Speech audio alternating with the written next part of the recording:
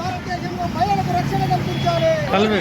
చట్టాలు చేయాలి. భారతదేశంలో మహిళలపై జరుగుతున్న దాడులకు వ్యతిరేకంగా చట్టాలు చేయాలి. భారత కమ్యూనిస్ట్ పార్టీ వర్తిల్లాలి.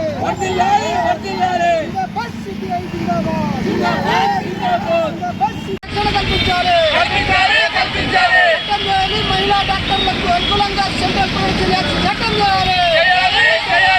శిక్షించాలి. డాక్టర్ మౌనికపై జరిగిన అత్యాచార కాండను కఠినంగా శిక్షించాలి.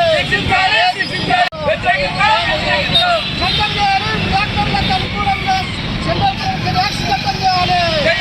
చట్టం చేయాలి. భారతదేశంలో డాక్టర్లకు రక్షణ కల్పించాలి.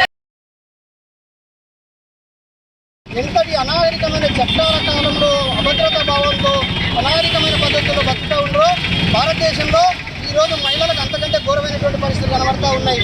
కోల్కతా నగరంలో నగరం నడిబొడ్డున ఈ ఆసియా ఖండంలోనే మొట్టమొదటి ప్రైవేట్ హాస్పిటల్ అయినటువంటి ఆర్కేఆర్ హాస్పిటల్లో ఒక 25 సంవత్సరాల మహిళా డాక్టర్ సమాజానికి సేవ చేయడానికి సంబంధించి ఆమె ముందుకొచ్చి చదువుకొని తల్లిదండ్రులు కష్టపడి చదివిస్తే ఆమె ఆ హాస్పిటల్లో ప్రైవేట్ జాబ్ చేస్తూ ఆ హాస్పిటల్లో ఉద్యోగం చేస్తూ ఉంటే మొన్న 9వ తారీఖు అర్ధరాత్రి 3 గంటలకు 2 గంటల ప్రాంతంలో స్వతంత్ర దినోత్సవం 4 రోజుల్లో జరుపుకోబోతున్నాం అనంగా అత్యంత దారుణమైన పద్ధతుల్లో మంచి మహనీయులు పుట్టినటువంటి కోల్కతా నగరంలో ఆమెపై అత్యాచారం చేసి నిందితులు దారుణంగా ఆమెను హత్య చేసినటువంటి దుర్మార్గమైన సంఘటన మన కళ్ళ ముందర కనబడతా ఉన్నది.